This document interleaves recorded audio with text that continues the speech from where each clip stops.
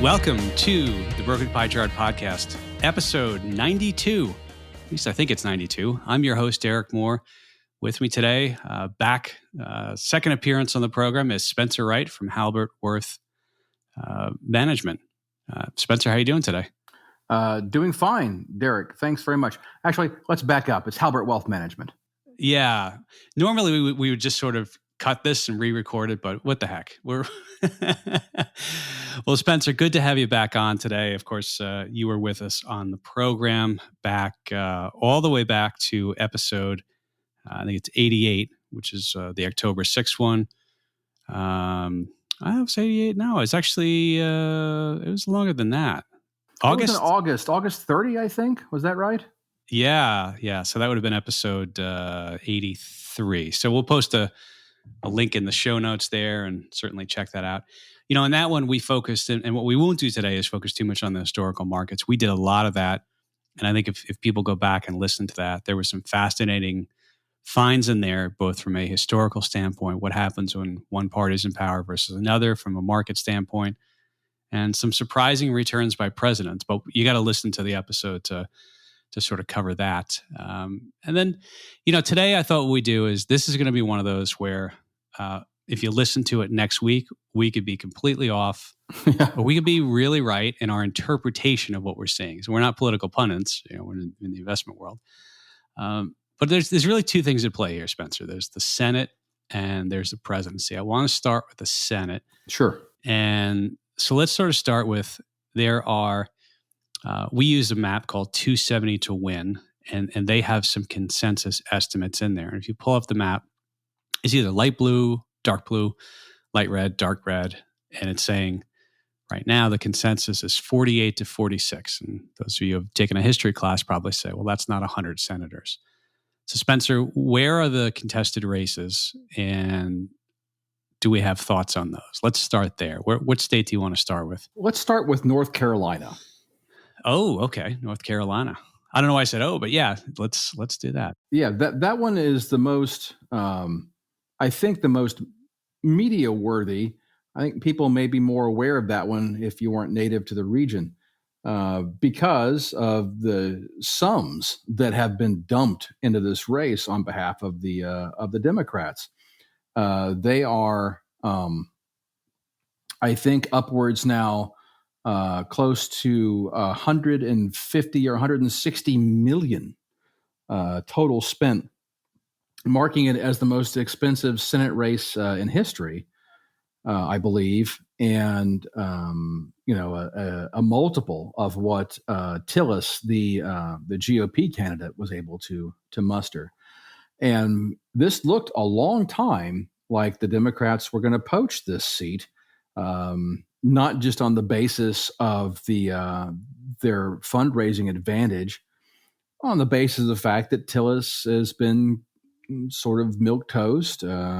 He's not terribly exciting, not overly charismatic. I think he's liked okay in North Carolina, but the challenger had positioned himself to at least be as acceptable, I think, to the voters as Tillis. But as often happens, there has been a scandal that may have shifted the electorate slightly back toward Tillis, but I think this is one to watch. And I think the performance, whether Tillis returns or not in North Carolina, could make the difference on whether or not the GOP manages to hold the Senate. Right now, based on polling and things that Derek and I look at religiously, because there's just something wrong with us. Tillis probably is going to squeak this out, barely, but it's going to be very close either way, and Tillis may win. If Trump does well in North Carolina, I don't know if it's going to be enough. If there'll be any coattails, if you will, to pull Tillis up. But I think that this is a big race, the race in North Carolina, Derek. Well, just looking at some of the polls, there's a couple things that I see. Number one is the recent polls. Cunningham had a 49-45. Cunningham, of course, is the Democratic candidate, which would be +4, but close to 50%. But there is on that poll 6% that is not in there. And another one I see 46-43, Cunningham +3. We've seen some recent polls have it the other way. I got to be honest, I could flip a coin on this one. Right. So if you want to say Tillis, it's going to be very close. If it is Tillis, it's going to be Tillis by a percent or less. It's going to be very, very close. I think I would agree with that. I guess I got to make a prediction. I think, you know what? I'd be willing to give this one to Tillis because there are other races that are close that I think that the Democrats are going to take. I think we can safely, not safely, but I think just as a matter of argument, let Tillis keep this seat because there are other places where I think the GOP is not going to be as fortunate. Okay, so for this one, let me go to my 270 to win map. I'm going to make North Carolina the lightest red I could find for now. Right. And that makes it 48-47. We have more to go. Where do you want to go next, Spencer? Let's go to Michigan. Wait a second. Michigan, according to 270 to win, is light blue. Right. Where and the reason I want to go to Michigan is because Debbie Stabenow is up against James again, and last time in the mid-year, James lost to her, and Stabenow has been historically a bit of a force in Michigan, and I know that a lot of the polls have her somewhat ahead currently. However, there is a group you may be familiar with. In fact, I know you are. Others may be familiar with, called the Trafalgar Polling Group, that in recent days, in the last week or so, has had James with a narrow edge. Now, does that mean that he's really ahead? Well, we don't know. Polling is not predictive necessarily. It's a snapshot in time, and it just tells you what's going on right then. What you want to find are a series of polls that may indicate maybe some kind of trend is going on. And in this case, there's a chance that James wins this race. And I just wanted to highlight that if as a real possibility that James does take this seat,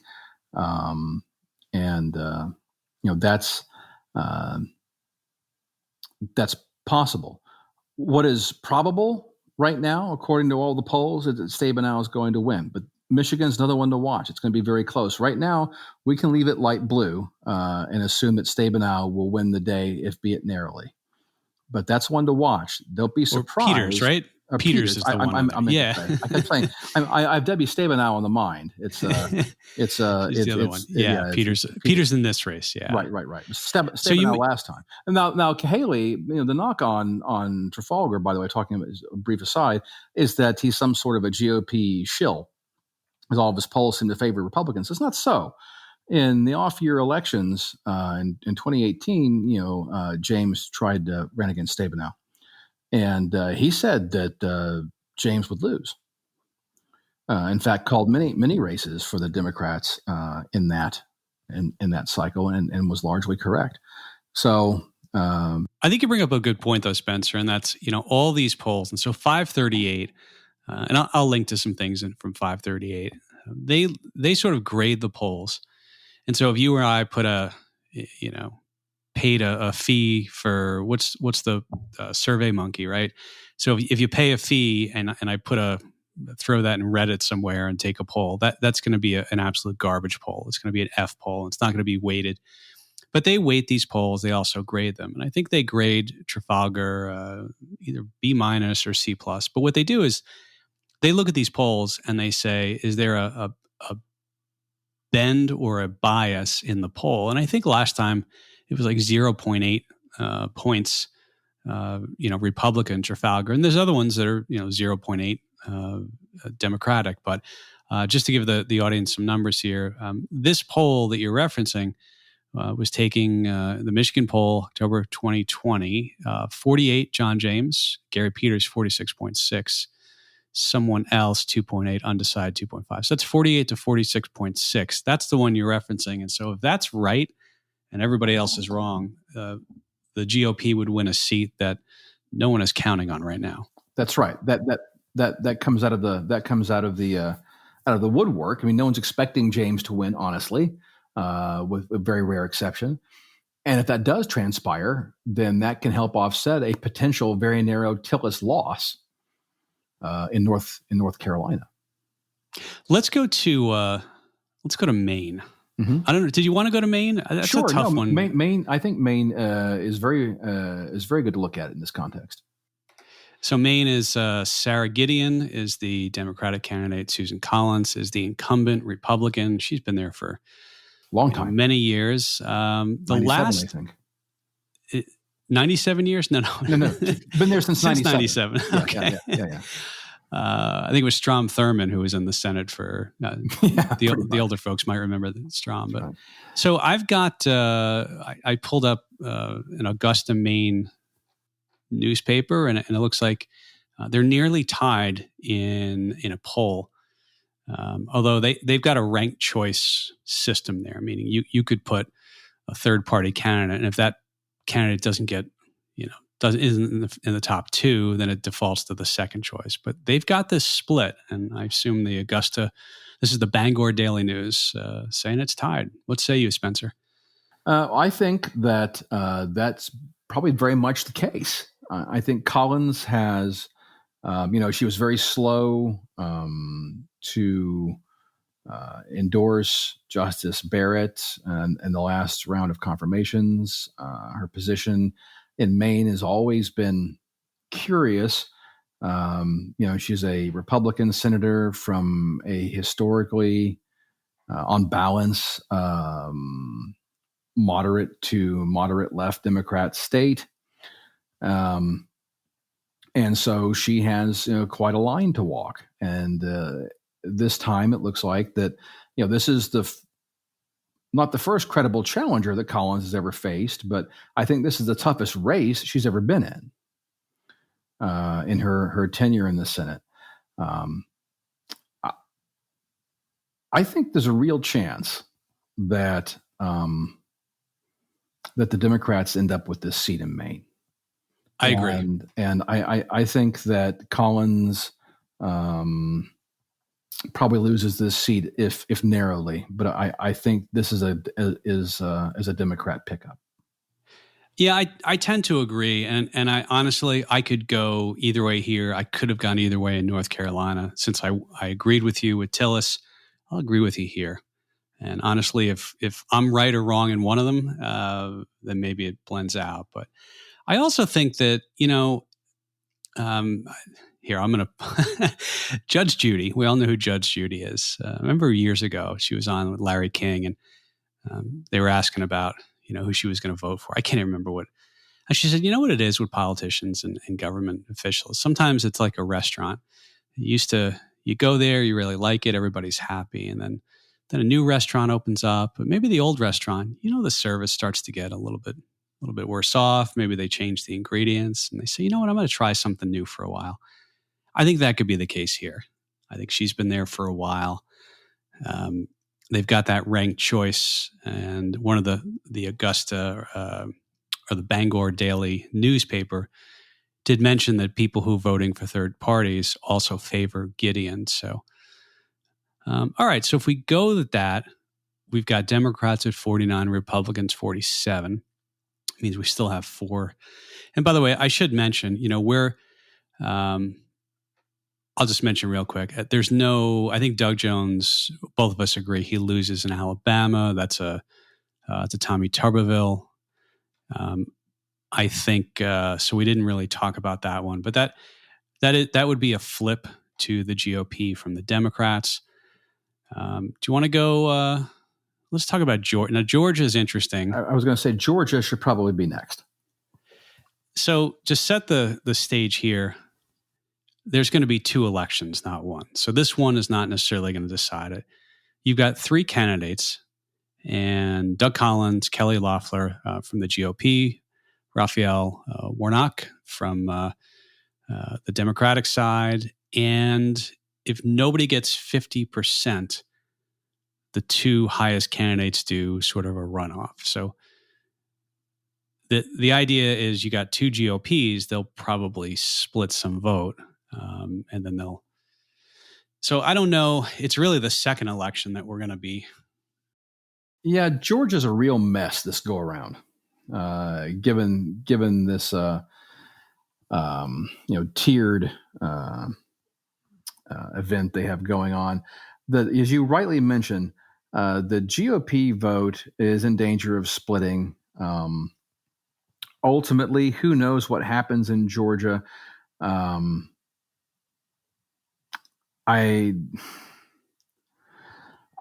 think there's a real chance that you didn't mention David Perdue is up against John Ossoff. Yeah, I guess. So one of them's a special election, one of them's a normal election. Yeah, right. I should have mentioned that. Yeah. Well, Ossoff Perdue is probably the one we have to address first. Because you're right. That one's going to come on election night. You have to go. I think Perdue. I think Perdue has a reasonable chance here. Let's take a look at the polls. I'm curious on the Senate polls, and I use Real Clear. Their averages for Senate is probably the best. Yeah, so if we go to the latest polls, and let me see if I can pull one up here. So Georgia, let's see, Georgia. Yeah, I mean, do you see a recent Georgia one? It's basically tied right now. Yeah, I think you're right. The aggregate has Perdue up a fraction. It's a toss-up. I think just giving historical voting patterns in Georgia, I think if Perdue, keeps the race basically even in the polls going into election day, that there'll be enough of uncalculated, if you will, Perdue vote to put him in office again. Okay. He is the incumbent, and the incumbency normally has an advantage. So if we give that one to him, the special election. Who knows? The path for the Democrats to win here, I think, is the Democrat gets over 50%, right, and it's done. Well, you've got Loeffler and Collins are duking it out for a GOP vote, and the question, is, does Collins act as a spoiler and allow Warnock to win? Yeah, I don't know. It's that one. You know what? If that happened, it would surprise me. But the math is, by all right, and I get they have the system. The system is the system. But right. From a party standpoint, Democrats or Republicans, they easily could have circled around one of the two. I don't know. I mean, I guess, what are we at now? We're at 49, 48. I think that ultimately, if I just had to guess, and it is a guess, of course, but I have to think that Loeffler ends up coming out of the whole thing on top. Okay, so that makes it 49-49. I do want to cover Arizona really quick. Now, Arizona 271 has Mark Kelly. Yeah. Lately, there's been, and so this is where the Trafalgar poll, which has, let me see if I have an Arizona one. I don't know if he's put out a more recent one, but he has Mark Kelly in the lead. He has it narrowing, but I live in Arizona, and one of the things I shared with you is that I have talked to some people, and they've told me, they'll vote for Trump, but they're not voting for McSally. And so I have no scientific evidence, but on that alone, I think Kelly wins the state. I'll affirm that. Yeah, I mean, I don't live there. You do. You're on the ground. Obviously, don't have a lot of exposure to Martha McSally. I've watched campaign events of hers. I have to say, I don't think that she is particularly engaging, though that's not everything, but it does matter. Apparently, this is her second bite at the apple. Let's not forget. She did lose to Christian Cinema last time. And she is apparently running the same campaign that didn't work last time. Yeah, I would agree. By the way, if you want to get familiar with either of these candidates, all you need to do is come over to Arizona, go into anyone's house, turn on any TV, on any channel, and you will learn all about them. Because, it's just commercial after commercial. Both of them. I'm sure. My son at this point is reciting the bullet points. So yeah. I'm sure it's terrible. Yeah, but I'm gonna say that I don't think at this point there's. I know Trafalgar has it closing. His latest poll was 47.3 to 45.4, which means there's some undecideds. But yeah, I think she loses again. Yeah, and Cinema ran a great campaign, pretty flawless. Against her. Okay, Colorado is blue. That's Cory Gardner. I say it's blue because the consensus is blue. I don't know, unless Trump were to pull off an upset win in Nevada. Well, let's consider, he's running against Hickenlooper, okay, the former governor, former erstwhile presidential candidate. Gardner is the GOP incumbent. Colorado on election night, probably in the Biden column. I think it's pretty safe to say that. But where does Gardner fall? Well, the polls seem to say, as you point out, that it's close for Gardner at this point. I don't know. This is one of those races where, it's probably leaning toward the Democrats at this point. This is a tough one for me. What do you think? Yeah, I think it's probably Colorado seems to be trending more and more. We'll call it blue. The polls recently, there's not a lot of polls that have come out from here. Honestly, I'm looking at Real Clear Politics. There was one October 1st, October 5th. They all have Hickenlooper +8, +9. Yeah, I think we stick him in there. We haven't made any changes. It's still 49-49 because. Yeah, I think this is this Hickenlooper probably takes this. Even if you reduce that margin, that's a lot of ground to be made up. Through coattails and just through narrowing a vote as you approach election day. I think probably this is a pickup for the Democrats. Yeah. So Jones and Alabama and this one sort of cross each other out if you want to, although there's there's a couple that could cross each other out here or there. Okay. So let me go over to, should we do Iowa? Let's do Iowa. Iowa, I think. Yeah. So Iowa, let's see who the candidates here are. Teresa Greenfield and Joni Ernst. Joni Ernst is a Republican incumbent. And this one is, I'll just give you some of the latest polls. The Real Clear Politics average has Greenfield +1. As we all know, that means it's pretty much a toss-up.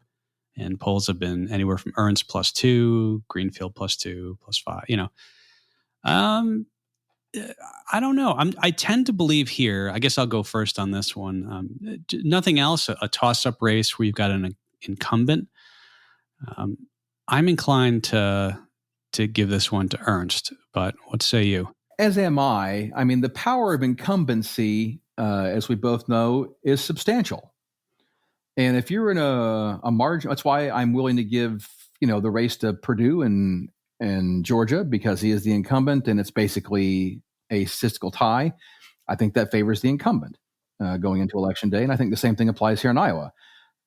If Greenfield were ahead by 4 or 5 points, that would be a different story.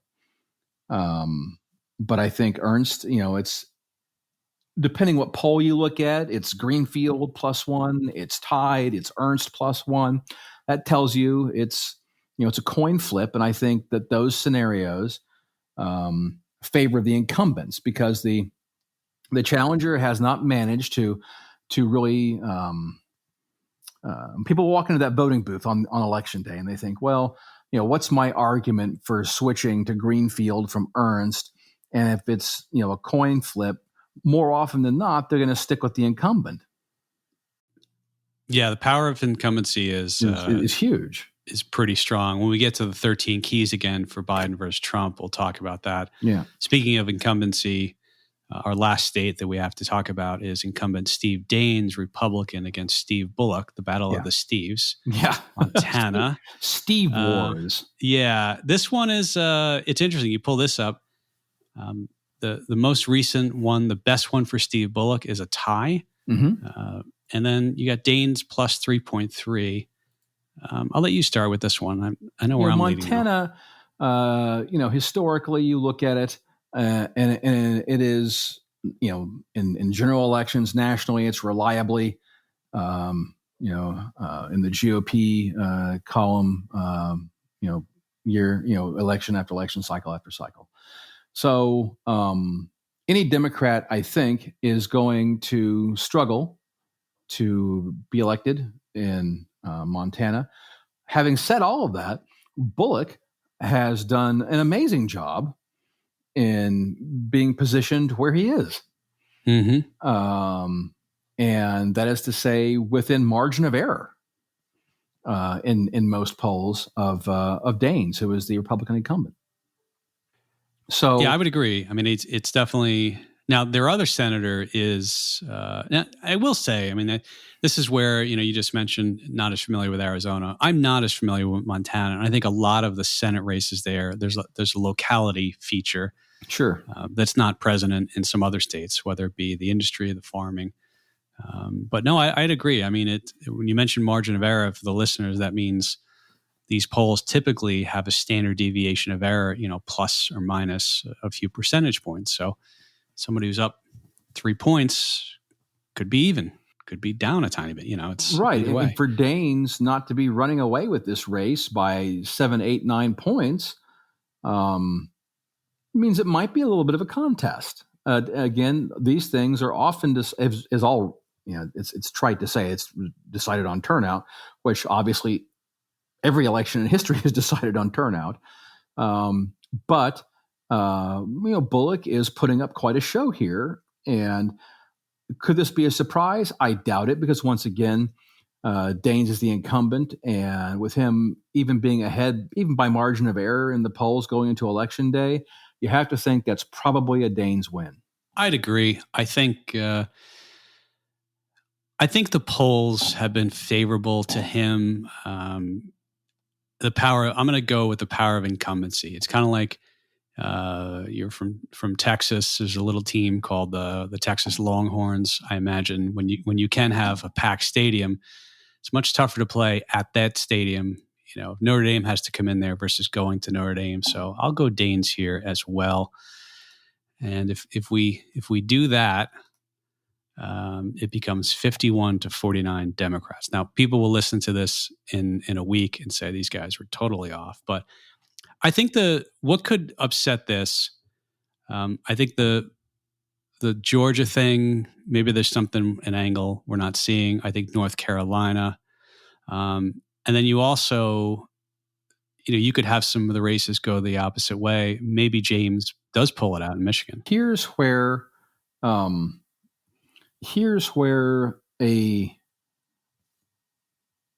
Trump coattails could have an effect, if there are any, is in very close races. If Trump had substantial coattails, that could be to the benefit of James and McSally, though I don't think anyone can save the McSally campaign at this point. James, however, is very viable. And and he could actually win. And if he did so, it's going to be very close. It's also, there's a good likelihood it winds up 50-50, in which case, Right. as we'll get to the presidency in a second, it's, of course, the vice president would break any tie there. So yeah. All right. So I think it's 50-50 or it's 51-49. And if it's 53 Democrats versus 47 Republicans, then, is it outside the margin of error? Of course not. That could happen as well. But that could happen. But any of these incumbency retentions are likely, with the exception of North Carolina. I still think that's likely, but keep in mind we're talking about margins that are going to be decided by 1% or less. Very likely. Yeah. I think we easily see a 50-50 split here. I think that honestly is one of the more likely outcomes, is that we will see a 50-50 split with whomever is VP breaking the tie. Well, let's transition to the big race, as they say. And, we went over the 13 keys to the White House. I thought maybe we'd start there, see if there's any changes to those keys. Listeners may remember, if you listened to that episode, the 13 keys was a system devised by Professor Alan Lichtman. I believe he's from American University. He's written a book by that name. And his deal was, it kind of is, there's all these adages. For a while, it was an NFC team. Did they win the Super Bowl? Then you have a Republican president, or it's the economy, stupid, was what quotes. I'll put that in quotes. That's what the Clinton campaign used to say. But what he did was he had these 13 keys. He said, don't look at the polls. Don't look at the pundits. Just look at these factors. So the keys, we'll go through them real quick. And there's some that are really easy. And the way this works is there's 13 keys. Lichtman says if,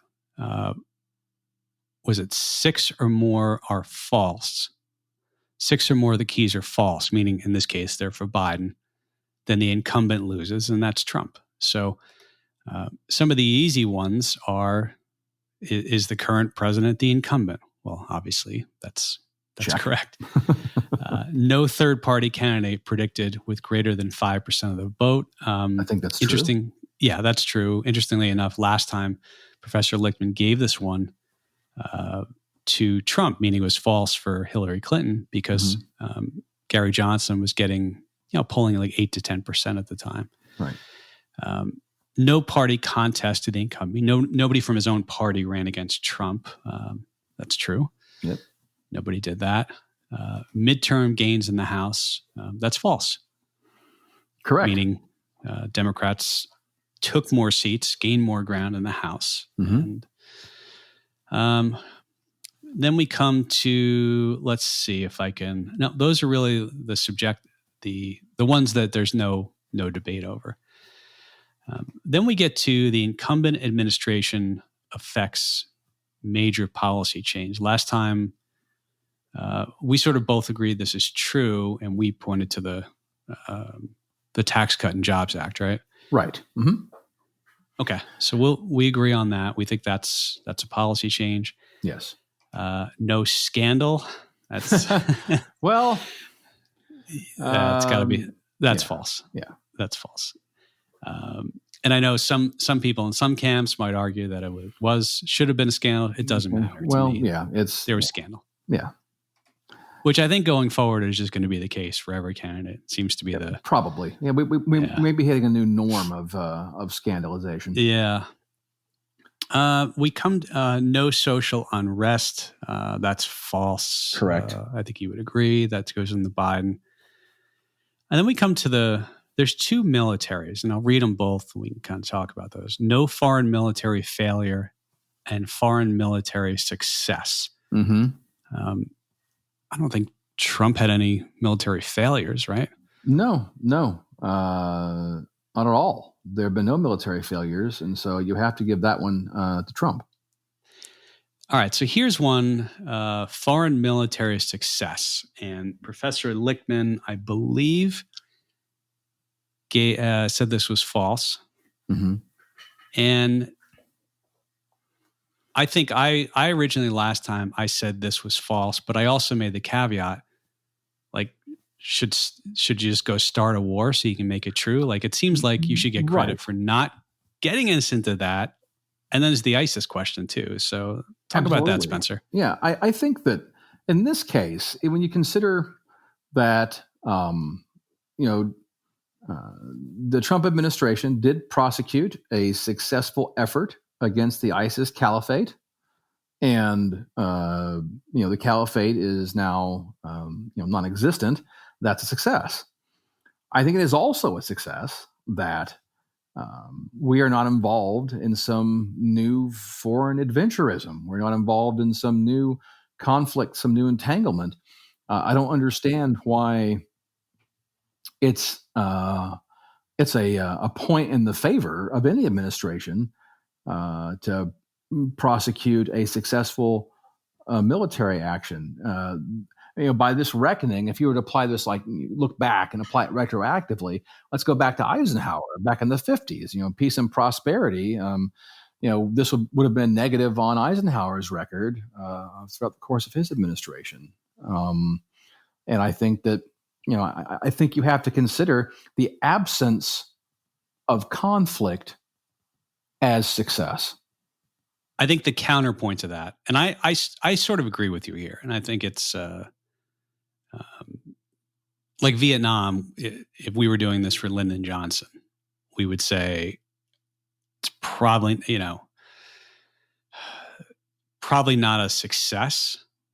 But if he had done like success that like George H. Bush after the first Iraq War, like his approval rating was through the roof. 90%. And maybe that's what Lichtman is getting at, that if you have some big success like that the country gets behind and feeds into the narrative or the opinion.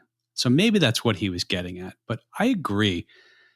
It seems like it'd be a good idea not to start a bunch of, as you say, adventurous entanglements that get us mired up somewhere. So, but don't you think Lichtman was probably thinking of that, the ticker tape parade? Yeah. That certainly does boost one's profile, although it didn't seem to do a lot of long-term good for George H.W.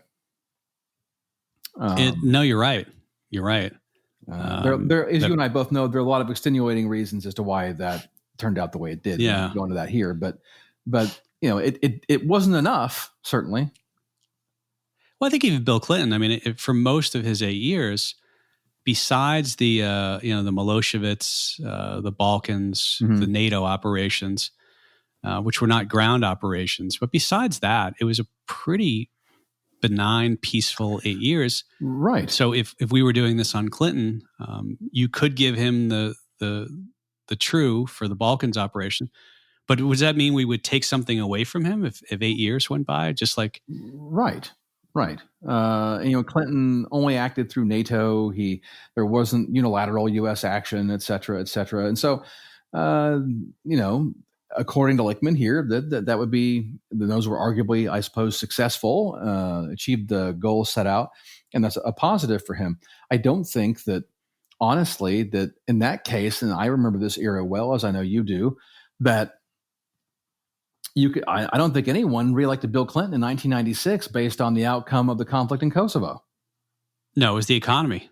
Yeah. And they said it. It was the economy. Yeah. I mean, it was... So this is an interesting one. And this is one where if you point to the ISIS campaign and sort of that success, then you give this to Trump.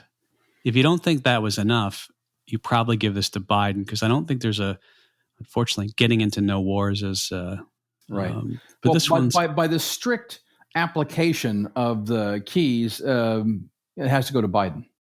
By the strict application, okay. I mean, if you assume that these are to an extent subjective, but the fact that there hasn't been, if you want to include the eradication of the caliphate in that regard. As one of the keys, and then we're talking about foreign military failures and successes. I think that to achieve a major success, is that a major success? getting rid of the caliphate? I would argue that it is, but I mean, I get the impression that you don't agree. Okay. We'll come back to this one because it might be Okay. a tiebreaker, but maybe not. Okay. And then we have these are two that are completely subjective. So there's charismatic incumbent. I think this one's for Trump. I wouldn't say Biden is overly charismatic or a national hero. That's the other part. He could be a national hero. Right. So like, Right. MacArthur, Eisenhower. And then so we have charismatic incumbent, charismatic challengers. So we give that one to Trump. This one, we both thought, like Trump or not, that he's charismatic. Professor Lichtman did not put him. And I did some research. I think he said he reserved this one for somebody like Reagan or Kennedy or Roosevelt. This one to me is very subjective, though. Right. Well, in that case, I understand. I mean, I guess, obviously Obama would have fit into this category as well. Look, no matter what anyone may think of Trump, you can't deny the fact that the man is able to electrify a crowd and has an element of charisma.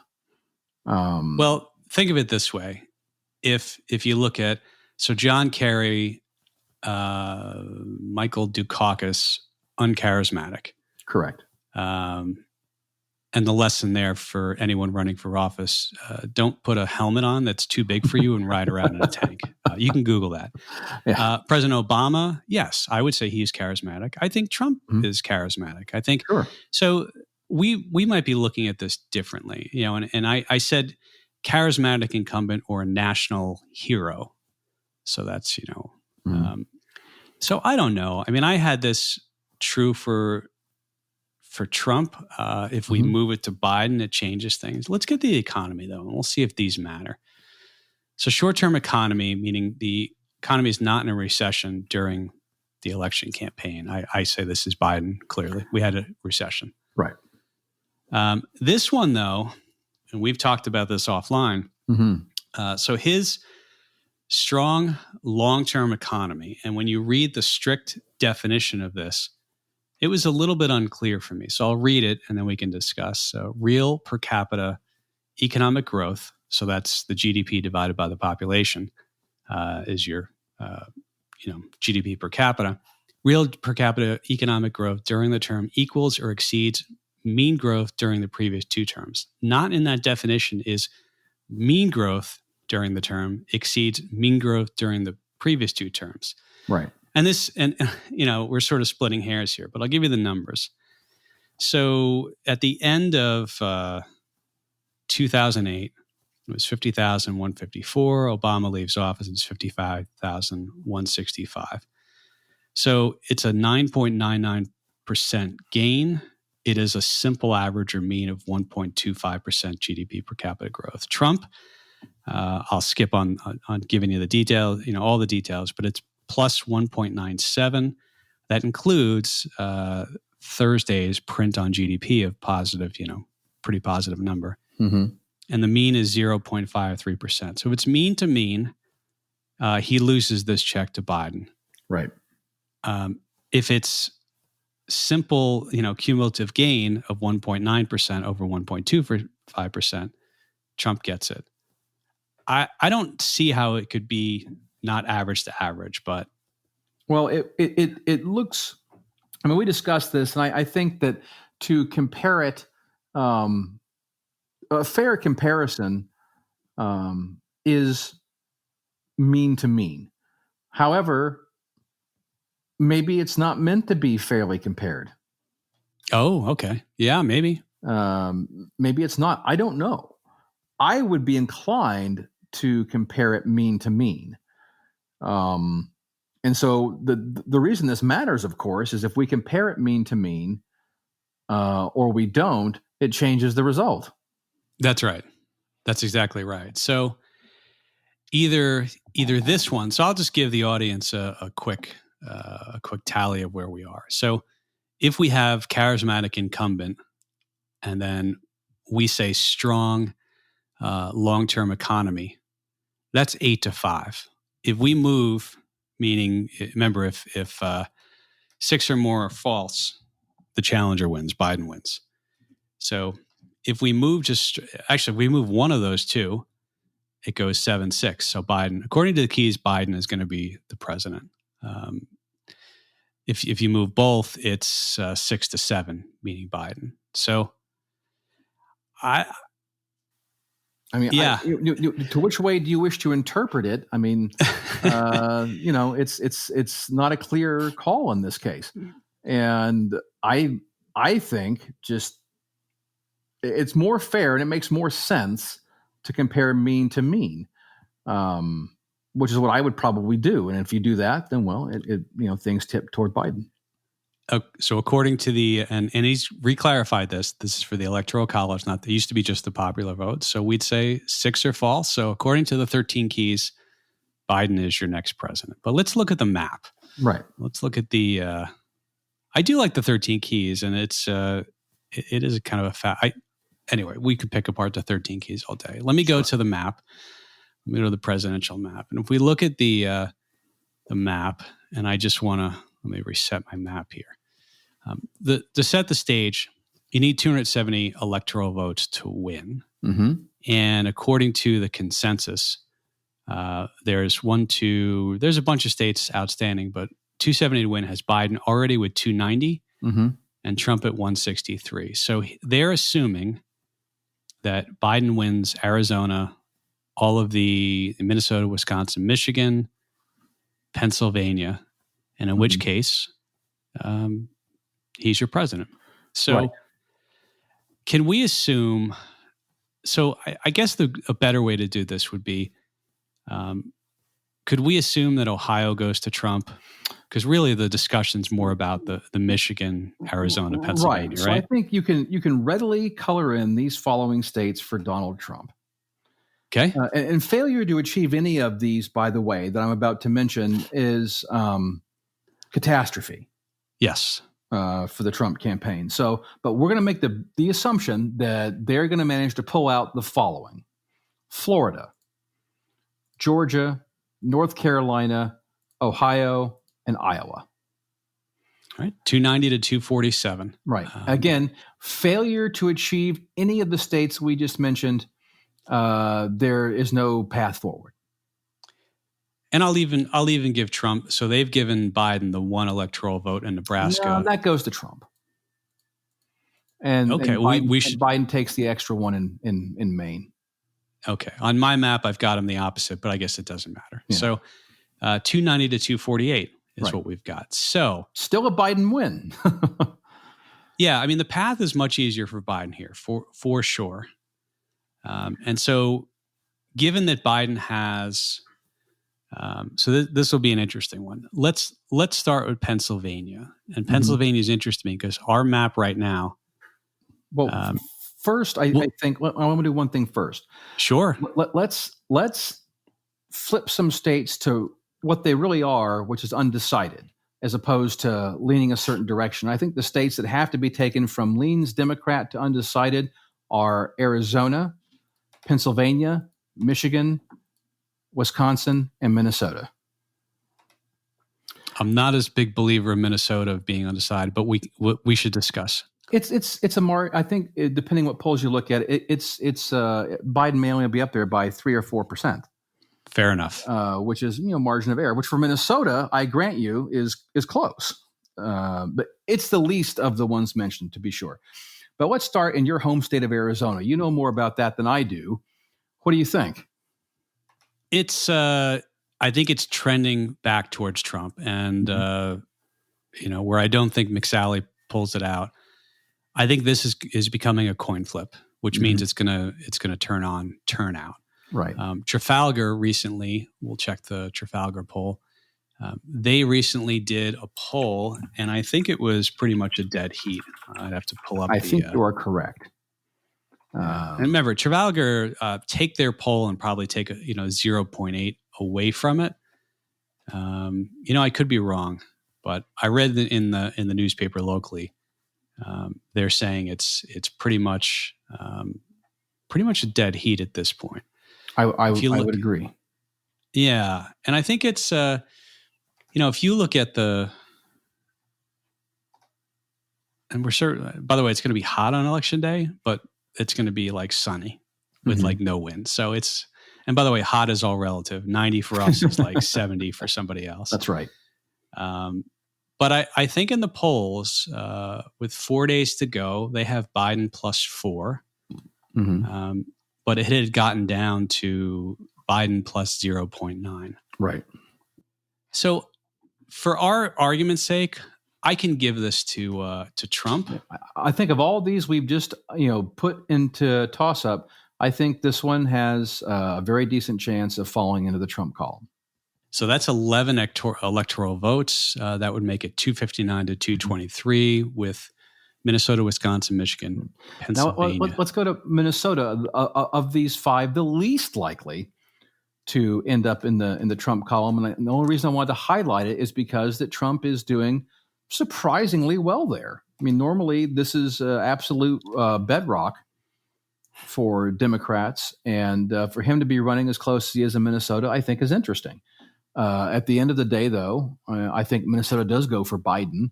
But I point out that it has been a bit more of a race there, I think, than the Biden team would have liked. Trafalgar has it 45.9 to 43.7, Biden over Trump. Other polls I've seen are Biden +9, +7. Kanye West is getting 3.3% of the vote there. And Joe Jorgensen's getting 2%. And then whoever someone else is 0.8. By the way, they should remember the Richard Pryor movie where none of the above. Money, none of the above. Yeah. One of these, somebody's got to put none of the above. Maybe I'll be better off. But right. I think Minnesota is going to go blue for our purpose. You good with that? So now we're at 233, 259. Advantage Trump so far. But let's just keep moving to the right. He needs 11. So Trump would need 11 and Biden would need 37. Right. So let's go to Wisconsin. Now, remember last time I said that if Trump had any path at all, that it relied on him being able to turn Wisconsin. Yes. And can he actually do that? Now we're much further down the road. We have a lot more data to look at. Recent Wisconsin polling says it is basically, assuming you look at the Trafalgar poll and other polls, not just Trafalgar, have Wisconsin very close. Not as close as perhaps Trafalgar does, but Trafalgar has it basically less than 1%. It's a dead heat, call it, in Wisconsin. Yeah. The average is +6, but that includes, mid-October polls. Sure. Susquehanna had them tied. Fox News had Biden +5. Right. So I think, and keep in mind that at this point in the cycle last time, in all these swing states we're mentioning, on average, Hillary Clinton was up over 5%, closer to 6%. And right now, on average, Biden is up around 3%. So he's underperforming relative to 2016, if that means anything at all, to where Clinton was. Actually, let's stop on that point for a second before we get to our predictions, because I think you bring up a good point to sort of delve into a little bit. And Real Clear Politics has the Real Clear Politics average, an average of a bunch of polls. They have Clinton. They have 4 years ago, either Clinton or Trump, and then they have the result. And so, for example, Minnesota, even though we just said that's going to go blue, 4 years ago, Clinton was +6, Biden is +4.7. Mm-hmm. Clinton took it +1.5. Right. Squeaker. Wisconsin, Trump won that state last time +0.7. Right. Clinton was 5.5. Biden is +6.4. So he's outperforming a little bit, although recently, as you said, the polls have gone. I think that's and by the way, Arizona is a tie now. Right. Where 4 years ago Trump was +4. Mm-hmm. So I think this one now the map is, pretty much the way it goes is we've got 3 states, but we've got 10 in Wisconsin, 16 in Michigan, and 20. Yeah. So Trump would need 11. Mm-hmm. Biden would need, if we give Biden Wisconsin, he would be 27 short. Right. And I think a tie here. Yeah, exactly. And I think I think it's likely, although narrowly, that Biden could win Wisconsin. So my call may not pan out there, but it's going to be. I think it's going to be once again very close, very very close in Wisconsin. I think maybe Biden does pull this out in Wisconsin, but it's going to be by a 1-ish% margin. Yeah. Okay.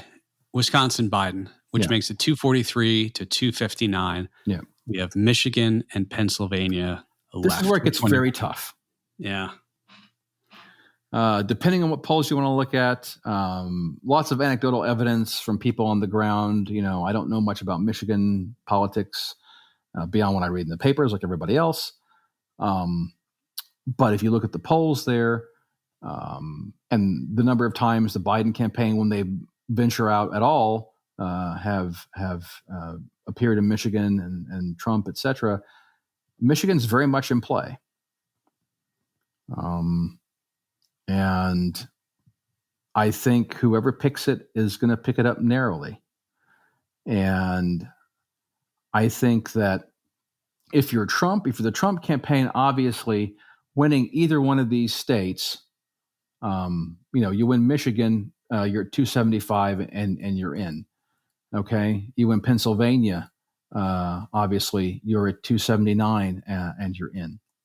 So if Trump wins either one of these states, Michigan or Pennsylvania, he wins. Now, how likely is that? Well, I don't know. All I know is that it's going to be extremely close, like it was last time. Last time, the reason the polls, and I'm not a huge fan of polls, I should say, and I'm certainly not trying to put forward just, the Trafalgar viewpoint here, but they do have the benefit of being one of the few polling groups that were actually correct last time. And were correct in 18, where everyone else wasn't. Now, as Derek and I have discussed to great length offline, someone is very wrong. Yes. Someone is very wrong. And is it, the Trafalgar and Susquehanna and people that put out polls that don't have Biden, leading by these, very fat margins? Or is it the other guys who are the upstarts who were right last time?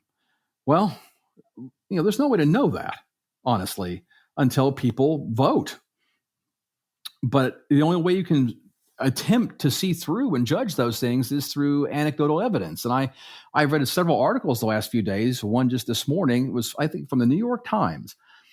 And they were on the ground in Pennsylvania. And it says that, Biden's ahead in the polls in Pennsylvania with an asterisk, but you sure as hell wouldn't know it from being here. It's interesting. It's, I think you're right. One of the polls is wrong, one is right. And essentially, that will decide the election. I mean, Michigan and Pennsylvania. They will decide the eletion. Yeah, and Arizona. I mean, to me, it's this triangle. But again, You're right. If Trump can lose Arizona to Biden if he wins Michigan and Pennsylvania, or if he but he needs both at that point. If he drops Arizona, he needs to win Arizona, Michigan. He needs to win both Michigan and Pennsylvania. Yeah, it comes down to those three. Of all of these states, I think he has the biggest chance to win Michigan. Let's give him Michigan. Let's give Biden Pennsylvania. It would be 275 to 263. Yeah.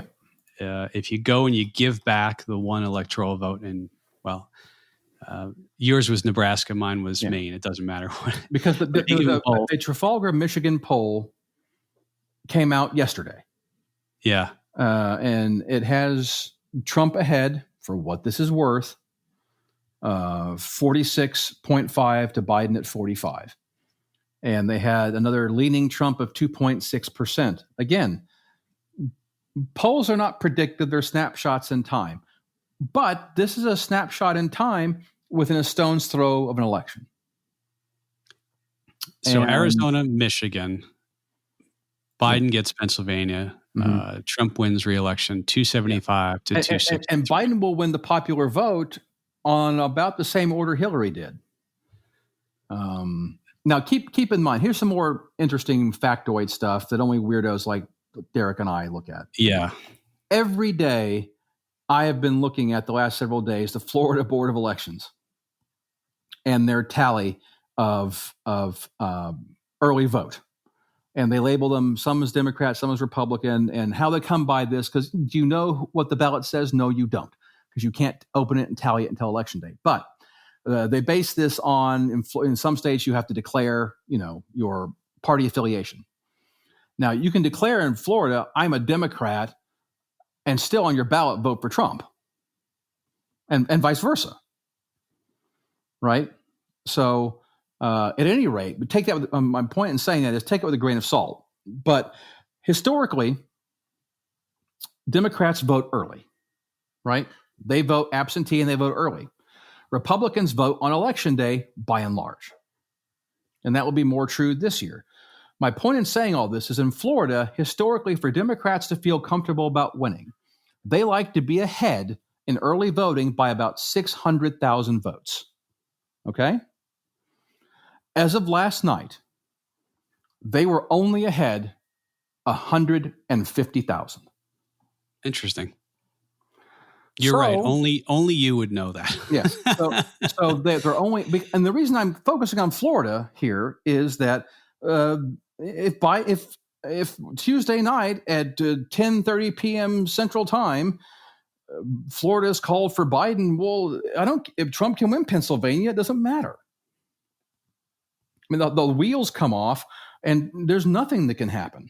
Trump would have to run the Rust Belt. He'd have to run the table, and as you and I have discussed, you don't draw the royal flush like that. No, to give you just the number, let's say Trump wins Pennsylvania and Biden wins Florida. It's 272 to 266. Biden's your next president. Yeah. So it all runs, and we're assuming Florida just because a lot of the polls say it's tied. Right. And in Florida, historically, if you look at it, and Trump being the incumbent, again, the power of incumbency is huge. Don't forget that historically in Florida elections, if you are the incumbent and you go into Election Day and the polls are tied, the incumbent typically wins. This is going to come down to, I'll give you some numbers, the audience, a couple numbers too. And I'm going to go to the turnout. Nobody really knows what the turnout's going to be. And if you believe, so I pulled some numbers here. In 2016, 55.5% of the voting age public. So that's not eligible voters. That's just the voting age public. Mm-hmm. They cast a ballot. That's 138.8 million. Right. 2012, 54.9, 129 million. That was a down election, presidential. And then, 2008, that was the highest, and that was President Obama's first term. Really good Democratic turnout there, 57.1. So a lot of this will come down to turnout. Last midterm election, it was the highest turnout for a midterm since, I'm going to guess, early 70s, late 60s. Mm-hmm. But even Obama's first term, that turnout did not exceed the turnout from that same period, kind of late 60s, early 70s. So I think this, if you listen to really smart political consultants, dumb people like me would say, hey, wouldn't it be great if you can get the people who never vote? And their comment to me would be, they don't vote. You have to get your base to turn out. Yeah, they would tell you, no, that's not how this works. Yeah, you have to get your people to the polls. And interestingly, in 16, they had the Democrats had one of the largest get out the vote operations in history to get people to the polls. And there were, very few Democrats. They had a huge drop off in support and enthusiasm for Clinton part of it could have been also that they figured, if you look at all the numbers at the time, well, Hillary had this in the bag. And a lot of people may not have voted because either they weren't excited about Hillary for whatever reason, or they figured, it's raining, she's going to win in a walk, I'm not going to bother. And a couple weekends ago, the Biden campaign came out and said, look, guys, we're not up by 10 or whatever percent nationally. These national polls are inflated. Please ignore these numbers and vote. Yeah. No, I mean, and you're right. I mean, that's, they need the turnout. It is, by the way, Nate Silver, I got to give Nate Silver credit, runs 538. He made the point, a lot of the Hillary Clinton campaign took a lot of flack for, I don't necessarily want to relitigate that, campaign, but for not campaigning in Michigan and Wisconsin.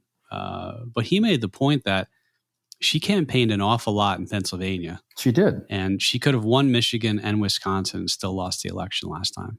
That's very true. So, and people like to blast her for that. But, if you lose, again, Pennsylvania, just like Florida, assuming Trump can keep Florida, which is the mother of all swing states, right? That's the biggest one. 29 electoral votes. Yep. That's the big one. And so if Trump wins Florida and these other states we mentioned that he must have, it's great. See, Trump has no room for error, really. And we talked about this last time. Last time, Derek and I said Hillary's got it in the bag. She's not going to win by the margin the polls say, because they seem to be crazy. But Trump has to draw the straight flush, and that's just not going to happen. Yeah, we both had Hillary Clinton being the next president. And both of us were wrong. Yeah. And this time, I have to say, while the balance of probability tells me that it should be Joe Biden, I'm just not sure. Yeah, it's going to come down to turnout. I agree. It's I wouldn't put any, if somebody said you got to put money down on this, no bet. I certainly would have no. Yeah, no bet. Well, I wish that none of the above could rise, right? Sometimes, but no, I agree. I'm going to say, all right. So here's my prediction. I think 275 to 263 Trump. And I'll probably be wrong like I was last time. Well, you know what? I think that, man, it's so, because for that to occur, and I think that could occur. I mean, that could be the outcome. And it would be by, I think, the slimmest of margins, as it was last time. Last time the magic happened for Trump with 87,500 votes across 3 states. Mm-hmm. And do you replicate that? Is that can you pull that hat trick again? Gosh, I just don't know. But if it does happen, I think that the Michigan scenario is the most likely. But if Trump, I'll say it, put it like this: if Trump wins, this will be how he wins. It will be this right here, the 275, 263 with Michigan putting him over the top. I think we will know early on. The indicators to watch for will be these. If Trump is winning, if he wins in Florida greater than the margin of error, and that's to say if Trump's margin in Florida is like 3%, and if his margin in North Carolina is 3%, that means his margin in states like Texas will be 6, 7, or 8%. That means more this silent or submerged, whatever you want to call it, silent majority, whatever, Trump vote that is lurking out there in some quantity. That means there could be a significant number of these people. And if there are, and there's no way to know this, but if there are, then yes, the most likely of all these states to flip in the Rust Belt is Michigan. And by the way, I also could, before you get to your prediction, I think North Carolina, if that turns, we've assumed North Carolina, but Biden would win 278, 260. That's my scenario with everything else going right for Trump. I can see that. I agree that of all the states Trump has to win right now, And he could even win Michigan. But I think the danger is in North Carolina. Mm-hmm. And if you see North Carolina go, that doesn't mean it's curtains for Trump. But that means we're talking in the inside straight again. That means he needs Pennsylvania and Michigan, or he needs Wisconsin, Michigan. Yeah. This is not so easy to do. But the first domino is Florida, followed by North Carolina. Now, this goes to here's what I'll say finally on this. I think it is, if there is a Trump victory, it's going to be 275 with Trump winning Michigan. And I think that it's a coin flip, but I think it's very possible that that's the outcome. All right. Now, is that your pick? It is. All right. You and I are both saying it's going to be Trump this time, and we were totally wrong last time. Yeah, so you should probably bet against us if you're of that nature. We've just guaranteed a Biden election. Look, the 13 keys say Biden. Right. I think the map is we've identified the circle or the stool of Arizona, Michigan, Pennsylvania. Right. So yeah, it's. But so you tell me I'm not going to get my 269 tie and it goes to the House? I was rooting for that. I think you really wanted that one. It's not going to be some, I'm not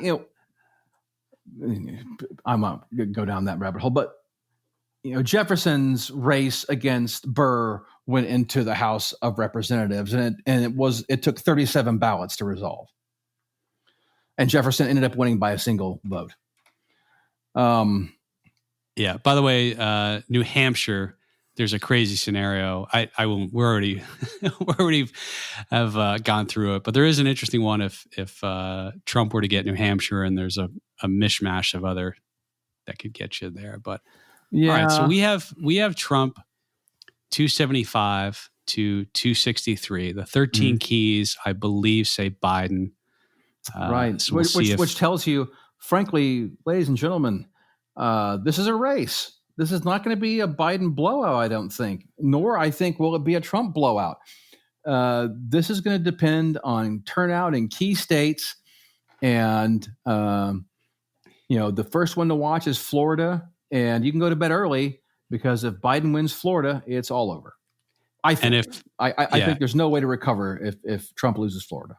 And if Robert Cahaly from his Trafalgar group is right again, he's going to have a lot of consulting work on the next 2 to 4 years. He certainly is. He's going to. Robert's going to do very well for himself. Yeah, correct. But the point is, with polls, look, someone is really wrong here. And it's either Cahaly and his group and the people in that camp, or it's the mass market polls. Someone's very wrong. And the only reason that we're willing to side a little bit with Cahaly is because he was right. Don't make us look foolish, Robert. Yeah, last time Derek and I ignored him. We did. We said this guy's. Yeah, I don't know what he's doing. I think I called him a GOP shill. You might have, and we were wrong. So we'll see. Maybe I'll send him the link and see if he'll come on. Yeah, man, that's true. We should see if we can get him to weigh in. By the way, the 538 forecasts, they of course do the probabilities. I'll remind everybody, I think the last time they had Hillary Clinton winning, but they were one of the few ones who didn't have Trump with a 1% chance. I think he was 13%. Right. They have Trump with a 10% chance of winning right now. So 90% for Biden. Yep. And you can go over their site. I'll link to it if you want to take a look at that. Listen, Nate Silver gets a lot of flack, and he's been very critical of Cahaly and others. But it's important to keep this in mind. As Silver himself will tell you, he is not a pollster. He is a statistician and a mathematician. Yep. And he takes all of these inputs and applies his own analysis to them to come out with the data points that he presents. And if the people who are wrong in this scenario are the people that are supplying Nate Silver with data that ends up being erroneous once again, then his output model is going to be wrong. They do a lot. I really enjoy their site, and I enjoy how they collate the data, and I've listened to the podcast. So it's by the way, so here's some weird and not so weird possibilities. Maybe we'll end with this, since we're Biden wins in a landslide is 29%, less than 1%. Trump does that. Sure. And then no one wins the electoral college is less than 1%. Right. So there's some interesting ones. The election hinges on a recount. 4 in 100. Oh, that seems pretty low. Given I was going to say we won't go down that. That number is really low. All right, we'll leave it there, and look, we'll see what happens. The good news for the markets is that you can go back and listen to Spencer and I talk about historical markets, what markets when they do better or worse, and the reality is there's not much of a difference. And the good news too, in 2000 it was a contested election. It took a month for Bush v. Gore to get worked out, and volatility was already high going into that election, and we did not see the markets do something crazy. So by the time you listen to this next week, maybe not next week, maybe it's going to be a few weeks, but we'll either be really right or wrong, and my guess is we're probably wrong. But Spencer, it's been a pleasure having you on, and thanks for bringing your insight. And like we said, we had the same conversation 4 years ago. We just didn't record it, so this time we did. So Spencer, thanks again. Oh, thanks, Derek. I really appreciate it. And we'll see what happens. And I think you're right. We're probably wrong again. Okay. With that, folks, please share this. Don't waste time rating, reviewing, and scoring. Just go ahead and share this episode with someone, but share it quickly because the election's coming up. See you all next week. Take care.